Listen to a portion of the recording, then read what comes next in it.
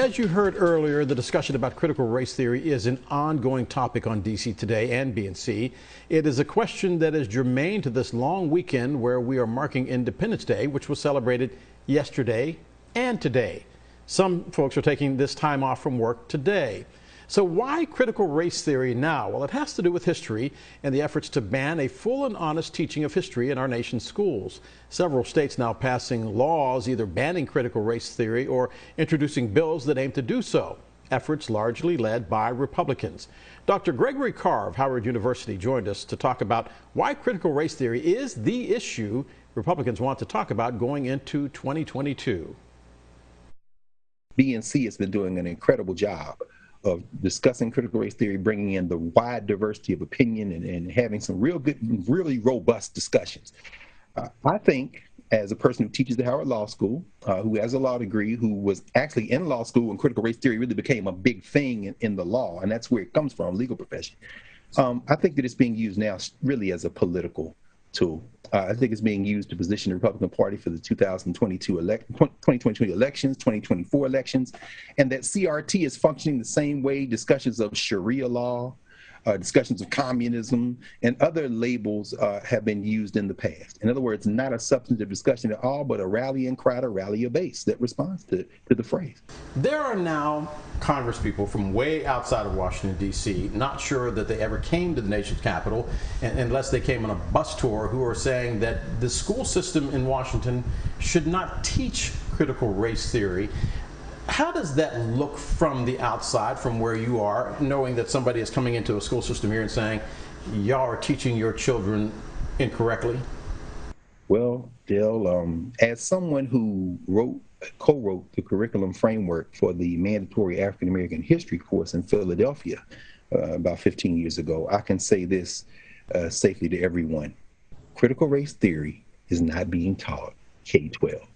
Students are not engaged in debates over whether Derek Bell or Kimberly Crenshaw is the most important theorist, or whether Richard Delgado has the most intriguing concept of interest convergence.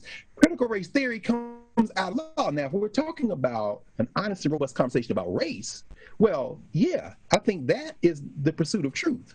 And so when folks are saying, well, Washington, D.C., they're teaching critical race theory and they shouldn't be critical race theory, if by that you mean they're teaching a way for students to engage in an honest conversation about the history of this country, if you reject that, then you're trying to preserve something that you would probably say isn't American. And that is, you're trying to preserve excluding folk. And I think, at that point, I don't know how you win an argument like that. Again, I think the goal is not to win the argument. The goal is to turn out the electorate in 2022. I've always been curious when this controversy arises as to why it is so difficult for those of us who actually find ourselves being students of history, to not be curious about what the truth is. Not necessarily whether it's a black truth or a white truth. Truth is absolute, and you search for it no matter what.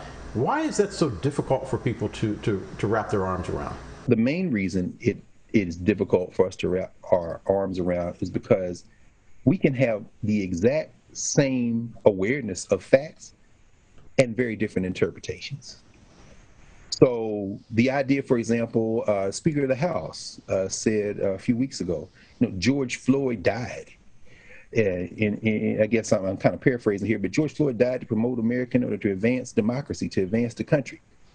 I think that we all know George Floyd died. We all know he was killed, but I suspect that his daughter and his brother and his family would have a very different interpretation of why he died. And so I think the battle over how we think about American memory might be a battle of facts, but I suspect it's more a battle of interpretation of those facts. At my age, I grew up in Tennessee. I'm well aware that in the South, nobody denies the Civil War took place, but in many places they didn't call it the Civil War, they called it the war between the states. Right. So they're going to talk about Chancellorsville, they're going to talk about Gettysburg, but they're going to interpret it as this is the war of northern aggression. I think we're battling over interpretation, maybe not so much facts, maybe more interpretation.